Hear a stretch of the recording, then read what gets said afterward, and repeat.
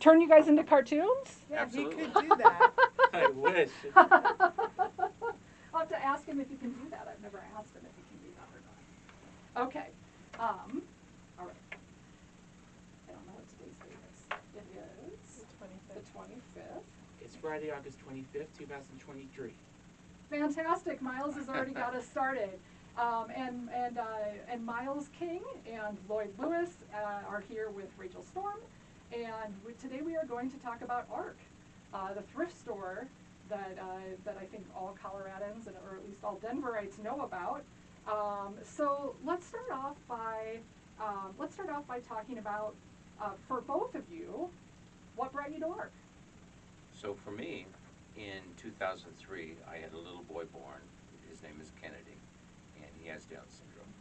So I had been in the private sector, and I had done an MBA in finance at the University of Chicago and go to some big companies. And just before ARC, a startup that was sold to Micron. But when Kennedy was born, I got very focused in initially scientific research advocacy, and I started lobbying for more funding for scientific research in the world of Down syndrome. I partnered with a neuroscientist from the University of Colorado, and then also met a philanthropist's daughter, Michelle C., whose father founded Stars Encore. And that led to the creation of now the world's largest Down syndrome research institute on the Anschutz campus in Aurora. My friend, good friend, the neuroscientist, passed away, and I took a hiatus from scientific research and was recruited to the thrift stores, where I hoped I could take my business skills and help create funding for people like my son. So my work at ARC and the other work I do really started with the birth of my son Kennedy. He's a wonderful young man, turns 20 this coming Sunday, and he has Down syndrome, and he's a wonderful young man. Wonderful young man. Well, happy birthday to Kennedy. Yeah, we'll be at Red Robin, as we always are. Fantastic. We'll have his friends there. They'll sing the happy birthday song, and he and I will wear birthday hats. My wife and his younger brother will not. So we tell them, given that, we're going to someday really teach them how to have fun. We're still working on that, but they're just not into it like Kennedy. Right. Not yet. Not yet. Exactly. That's fantastic. And Myles, what about you? What brought you to ARC? Well, I've been with ARC for 9 years, and when I started in March of 2014, it was like starting to become a part of a family with working together and helping others make a difference. And I work with the books and I work with the clothing, but when I'm not doing that, I'm also an ambassador with ARC. An ARC ambassador is like going to events like going to movies, bowling, and let's see, there's also some parties we have sometimes, even with the holiday ones. And it's really fun to get to work with ARC people because not only it helps people make difference, but it also helps support the people who have disabilities, especially with Down syndrome and autism, among others. That's fantastic. And can I ask, what kind of IDD do you have, Myles? Disability. Mm-hmm. All right. Do you mind sharing what your disability is? Yes, I have autism. See, I had it when I was about 3 or 4, and my parents were in total shock and disbelief, and Mom had to do everything they can to research all of this, but she helped me get through this, and when I was a teen, I was also in disbelief. I thought I had special needs, but it wasn't. It was autism, but it did help me try to get through life, and autism didn't stop me then, and it didn't stop me now. Fantastic. And now you had mentioned, Lloyd had mentioned that your family is musical. Are you musical too? Yes, I am. In fact, my mom is a DJ who currently works at Kubo, which was almost a year ago. And my dad is also a musician. He plays, he plays guitar, he plays piano. And there's also my late uncle Andrew Woolfolk, who was part of Earth, Wind, and Fire for many years. He played the saxophone, God rest his soul. But I enjoyed listening to Earth, Wind, and Fire because of one of my favorite bands. He wore very sharp outfits on stage. Very sharp. Yes, he did. And it got me going with music too, because I've been playing piano for over 2 decades, and I really love playing music from jazz to R&B, among certain others. And your favorite artist that you play is? My favorite artist is Stevie Wonder. He's my music hero, as you know. Love it. And do the You Are the Sunshine of My Life. Yeah, I played some Stevie Wonder songs, especially You Are the Sunshine of My Life and There's Overjoyed, among others. Fantastic. Do you sing with it too? Sometimes I sing along, Mm-hmm. but I usually play as an instrumentalist. But Mhm. it's still beautiful to share the music around. Yeah, that's fantastic. I love that. So you said you work with the books and clothing. What do you do? Well, first I'm a book assistant, which I help out with the putting the books in from fiction to a history, and most of the books thing. And second, when I'm not doing books, I help out with the men's rack. I put up some men's clothing on whether it's suits or pants or shirts or even pants and jeans, which is really great. And sometimes I like to try out on other things to make me look sharp and nicely dressed as well. Well, I do have to say, I normally try to not talk a lot about myself during oral histories because we're not here for me. But I do have to say, shopping at ARC, I do a lot of that as well myself, as I mentioned to you earlier. And you can find some sharp things at ARC, for sure. Yes, indeed. So, I'd love to hear more about the ambassador program. Like, what are the purposes? What have been the successes, the challenges? On the ambassador program, we started it over a decade ago, and I wanted to employ people like my son. And when I started with the company, we had about 10 employees with intellectual developmental disabilities, which are Down syndrome, autism, cerebral palsy, other forms of cognitive impairment. Typically, before age 18, there's a congenital disorder, and the largest such conditions are autism, followed by cerebral palsy, followed by Down syndrome. And I thought it was important to employ people like my son. It's become very popular in the company, and I'm proud to say that we are now the largest employer of people with developmental disabilities in the state. We have nearly 500 wonderful employees like Myles in our company who do a whole range of jobs. They may accept donations, they may tag donations, they may run them out to the sales floor and put them on the shelves, they may cashier, they may help keep our sales floors clean and fitting rooms clean and attended. They do an amazing job for us. We have created supplemental programs. Our ARC Ambassador program, where we do social events. We may go to the movies or the zoo or the museum or dinner. We do karaoke, which is a particular favorite of the ambassadors. Myles is always a star at the karaoke. And at one karaoke, they wanted me to do Ring of Fire. So as an executive with the company, I took the professional approach and I hid in the bathroom for about 10 minutes. And when I came to walk out, they were all standing there and they marched me over to the mic and I did Ring of Fire. We also have an educational program that we created in conjunction with the Daniels Fund. They're very generous. And we do a series of 12 post-secondary style classes over lunch: money, computers, pet care, transportation. And they receive certificates or degrees for participation. It's not grade-based. And if they do a class, they'll get a certificate. 6 of 12, they get a bachelor's degree. 9 of 12, a master's. 12 of 12, a PhD. And Myles probably has 5 or 6 PhDs, I would think. And I always tell them it upsets me that they have more degrees than I do. But when you go to one of these graduations for this educational program we have, you would think you're at Harvard, because they're just fired up in front of hundreds of family and friends, very proud of their work. And it has a great impact on self-esteem and self-confidence, because with developmental disabilities, high school is not always all that successful. So they're not always included like they should be. But in this program, they're included, appreciated, respected. It makes a tremendous difference for our ambassadors and their families. We also have a community service program we do with International Civitans. And there they do community service projects. They may write letters to seniors in assisted living centers. They might collect food or clothing for the homeless. They might prepare packages and gifts for military service personnel serving overseas. They love to give back. They love to contribute. And through their employment, we had been flat in performance of the company for about a decade before I started. But we've grown dramatically, and I attribute more than half of that success inspire their fellow employees. They love to contribute. They're very positive. They have no turnover, and they love to help make a difference. And we are now the largest funder of advocacy for people with developmental disabilities in the state, the largest employer, one of the largest recyclers, one of the largest providers of food, one of the largest relief agencies, and they've helped make a tremendous difference for thousands and thousands of Coloradans. So we're very proud of that. Very proud of their employment. And they're all very sharp dressers. You should have told me you were going to wear a jacket.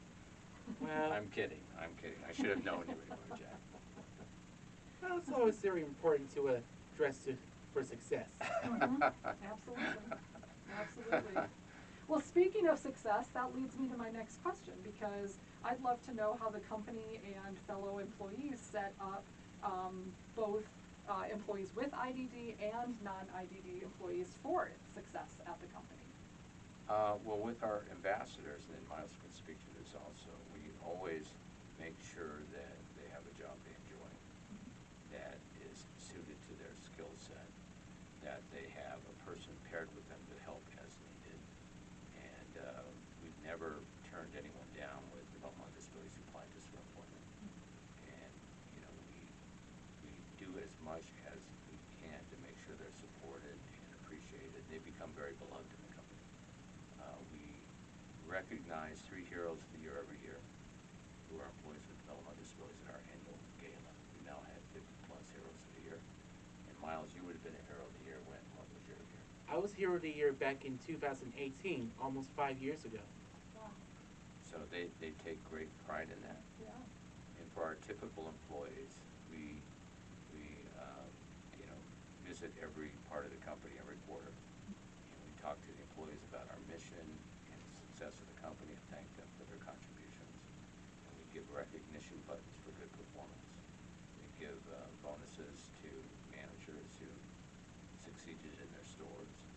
And I think one of the things that our typical employees enjoy the most is working with people like Myles.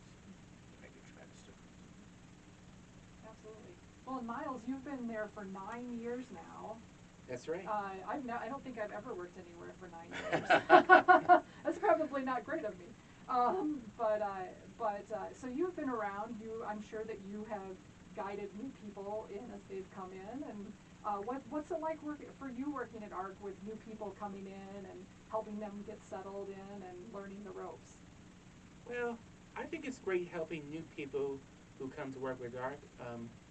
Sometimes we teach them how to do jobs correctly, like how to make sure to match the right clothing, make sure to match the right category of book sections amongst certain others. Mm-hmm. And it's just great to help others figure out what to do as long as they keep doing their job well. Yeah. Very cool. All right, we briefly mentioned this before I started recording. Talk about ARC as a business model. Where does it replicate other retail chains, and where does it diverge? Well, we're a social enterprise, but similar to retail, there's an emphasis on sales, same-store sales. There's an emphasis on merchandising, cleanliness, customer service. We accept donations from the public, and we qualify them for sale. Americans won't buy sold or torn donations, but those donations that don't go on our sales floor go around the world with work we do with a third-party broker. And if you see someone wearing a LeBron jersey in Africa, that probably came from ARC. But literally almost everything that's donated gets repurposed, recycled, or resold. We have an emphasis on pricing of the product to make sure that it's good value for the customer. And we track our sales with a lot of data and a lot of reporting that helps us identify are our prices in the range that we like them? Is the quality of the products on the sales floor, is that meeting customer expectations? Are we getting recent top requested products out to the sales floor for customers to make sure that we're addressing the products that they're looking for? So in a lot of ways, we're similar to traditional retail. And in other ways, we're a little different. I mean, as a social enterprise, our net funding, our net income goes to charity. in our case, the vast majority of our net income, which has grown dramatically, sevenfold during my tenure, goes to support the work of 15 ARC advocacy chapters, and they're all around this state, from Fort Collins to Pueblo and on the western slope, and they help thousands and thousands of individuals and families with developmental disabilities find jobs, housing, medical services, services in schools. We do weekly relief efforts where we're giving vouchers to people in need for use in our stores. We're providing supplies to rescue missions, shelters, senior centers, hundreds of nonprofits in need. We provided 4 million pounds of food to people in need during my tenure. So we use our infrastructure to support charity and to support charitable relief and support for people across the state. We have doubled the number of stores we have from 17 when I started to we just opened our 34th store just yesterday. And we'll be adding 3 or more stores next year, including probably a store in Albuquerque. And we may expand nationally. But the idea is, how do we use our social enterprise to support advocacy and other support programs for people with developmental disabilities? That's what we do with our net income. But to derive our net income, we provide good donor service, and we provide good clothing and household items and furniture on our sales floor to help people, meet the needs they like to have. And the public's very generous, very generous. We get over 100 million pounds of donations every year, which turns out to be 200 or 300 million items. And those are all processed through our 34 stores. And we have, during my tenure, quadrupled revenue. We're now doing over $100 million in revenue as a company. We have increased net income tenfold, increased funding for advocacy tenfold, and we have been recognized as Thrift Store of the Year on over 60 occasions during my tenure. So we're very proud of the public support and what we're able to do for this state. We just want to thank Colorado for being so generous. Fantastic. So I put this question in here, but of course I follow ARC on Facebook, so I knew it was coming, but ARC continues to expand in the Denver metro, about plans to expand further. So you mentioned that already a little bit, but will Albuquerque be the first store out of state? It will be. Okay. It will be. There may be others in New Mexico. Mm-hmm. There may be others across the country. I was just going to say, what are the limits to expansion for ARC?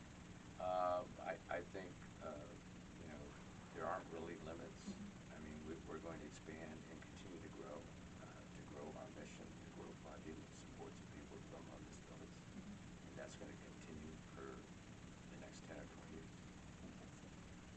So, who are ARC's customers? What draws people to ARC and keeps them returning? How does ARC market to their demographics? Our average customer is a female head of household on a budget, 25 to 54 for children. But we have people who come from lower income households, people who come from higher income households. And, the appeal of ARC to find treasures and bargains and brand names and to help the environment, to help people in need, to help people like Myles, and to meet people like Myles. Customers come into our stores to interact with our ambassadors, and they really appreciate that we have this program and that we're a large employer of people. They see the mission when they walk in the door. So there's all kinds of reasons people come to our stores. And, we fill a lot of needs in the community, the environment, relief, food insecurity, supporting people with disabilities. We're a very diverse employer, and we employ people who might come to the country as immigrants or refugees, people who might be re-entering the workforce after exiting the criminal system. And we try to be as diverse an employer as we can be, and I think that's what makes the company strong. What is your favorite part, Myles, about working with customers? I think the favorite part of working with customers is that you help see what treasures they can find and help make people smile and be satisfied. I love that. Yeah, absolutely. So those are kind of the end of my formal questions. But of course, I don't work at ARC, so I don't know But what. you could. I could. You I don't could. know about that. I feel like You could work at our South Broadway store. I'm there an awful lot. That's very true. My son's doing some very part-time hanging of men's clothing at our South Broadway store. Okay, cool. And he gets his pay card and we go to the movies and he uses it to buy Junior Mints and a Diet Coke. He signs his receipt. And when his sister, the PhD, came in from Seattle, he had talked for weeks about taking her to Starbucks to buy her coffee and chocolate chip cookie. So on the way back from the airport, we stopped at Starbucks. He was very proud of that, and she was very honored. Absolutely. I mean, the satisfaction of course, of getting to walk away with that paycheck, and it's definitely very, very real to have. What that. do you do with all the money you make? Yeah, what do you do with all your money, Myles? Well, I help take care of the bills and help out with some groceries. And when I'm not doing that, I like to spend some money on maybe video games, movies. Heck, I might even try out some other places I've never been before. And sometimes I like to go out and eat somewhere. What do you like to eat when you go out? Well, let's see. There's a lot of places like going to a burger, like Mexican food, or even some seafood. In fact, I've been a big burger fan myself. And sometimes I would go to either Applebee's or Chili's for a burger, something like that. That sounds good. Yeah, it does. I really like it. Yeah. So you say you you like talking to customers and helping them find treasures. Have you found some things that you like at ARC?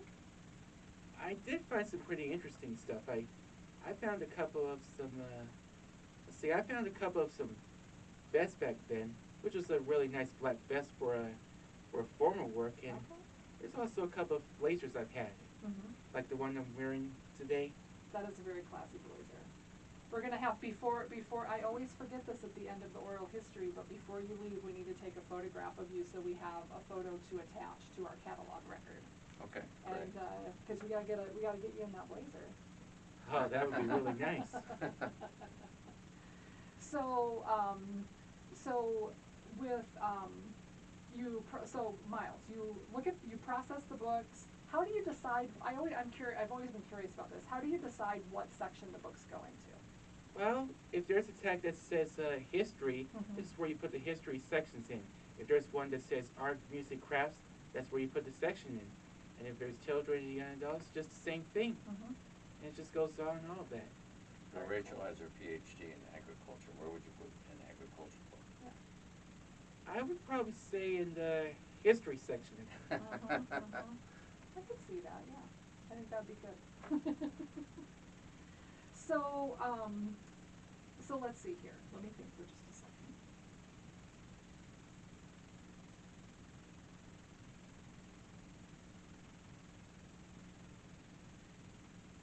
So when you came into ARC, how old is the company? Like what is the history of the company pre-you? So I joined ARC as CFO in May '05, and there were some issues at that time, and I became interim late '05 and permanent '05. And at the start of my tenure, it was really a turnaround. Sales were not good, and we were burning through reserves.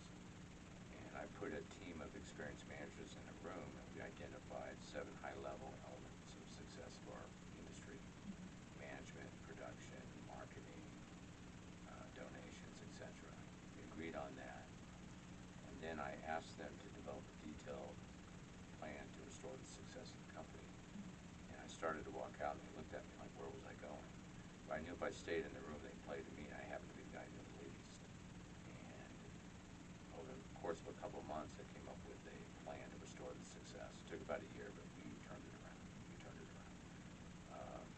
Prior to me, there were 17 stores doing about $1.7 million revenue each. And again, at the time I entered, the company was not doing that well. There were maybe 500 employees, maybe 10 with disabilities. We had 14 record years pre-COVID, starting in '06 after the turnaround. then we confronted COVID, which was, we were selling used donations in an era where surface-to-surface infection wasn't understood. So I was in conversations with the governor's office about an essential business designation, despite this threat of surface infection. And they were very nice to grant us an essential business designation because of all the people we support. And as an agreement to do that, we agreed to quarantine product for 72 hours before putting it on the sales floor. That was a very tough period for the company. In the last 3 weeks of March 2020, we missed revenue plan, $500,000 followed by $1 million, followed by $1.5 million, $3 million for March, then another 7 in April. We were closed. And all in all, we took a $20 million revenue hit, ending our fiscal in September of 2020. And we were not eligible for Triple P because unfortunately large nonprofits weren't eligible. Had we been a large restaurant chain or a large hotel chain, we would have been eligible, but we weren't eligible as a large nonprofit. But we were able to restore the company's sales incrementally. And then we had really good years in 21 and 22, and a good year this year as well. Prior to me, there was more emphasis on the retail business side, not as much on the mission side. But I felt by emphasizing the mission, people would know they were working for more than just a paycheck. There was a real purpose, and people want to work for a purpose. They want to work to make a difference. So we really emphasized that, and I think as a result, the company was able to take off. But the company was created in 1968. Okay. At the time, I think they were doing bake sales and cookie sales to fund the chapters. And they are very appreciative of what the company's been able to do for their funding. We've now funded $140 million for advocacy during my tenure. And over the next 15 years, we'll do another $250 million. And we'll just continue to grow and just help as many people as we can. Because I believe that when you help the community supports you even more. But it starts with it being the right thing. So we do it because it's the right thing to do. And it's like the ambassador program. I thought it was the right thing to do. I didn't realize it would have this tremendous impact on the business. I'm speaking nationally on the benefits of IDD employment. Because when you employ people like Myles, people feel good about interacting with your company, and they want to support your company. And I would do it in any company. And I think it's made a tremendous difference. And that was not really the approach prior to 05, not really. But, I discovered that it was not just the right thing to do, which is why you start anything, but it was a smart thing to do for the business. Absolutely. Fantastic. Thank you. And Myles, what did you do before you worked at ARC? Well, before I worked with ARC, I used to work at a restaurant called Berkshire, which didn't exist anymore because it was a nice time to work there. I worked there for about a year and a half right before I had to leave due to my job training was over. And right before that, I was working at a different kind of charity place where I worked for about, let's say I worked for about close to a year, back in 2009. And when I'm not working with ARC, I still do some music gigs, which depends on whenever the events call me. And in fact, I played a gig at a new garden right by the Firefly Autism last week. Wow. It was very nice, and my mom was interviewing the founder of Firefly Autism, who happens to work there, and I was invited to perform there, and it was a great time, and I really enjoyed it, and the weather was really nice too. That's fantastic. Yeah, I mean, 9 years, kudos, because that's a long time to stay anywhere these days, and of course you're a young fellow, so that's a long time to be in one place. How many more years do you want to work for, Myles? As much as I can. Yeah. You retire at 40, maybe 45. Oh, I wouldn't be too sure. I still got a long life to live. Yeah. I think you'd probably get bored if you retired that early. I wouldn't be too sure. I'm sure there's some other exciting stuff I can do even if I retire. Well, you have a lot of activities that keep you busy outside of work, so. got your video games and movies and Yes. all that fun, and your music, of course. That's fantastic. So, let's see here. Have I missed something? Have I not asked a question that I should have asked? Is there anything burning that you really need to tell me about ARC? You've done a great job with the interview. Okay. First of all, we thank you. And you talked about the business model and the mission and people and the activities we support, and that's really the crucial part of the company. And you've really covered in detail the ambassador program, our IDP employment program. So you've done a really nice job really covering who we are. This is who we are. Great, cool stuff in our stores and a great mission. That's kind of the two things we do. Great. Well, that seems like a good way to wrap it up. So I will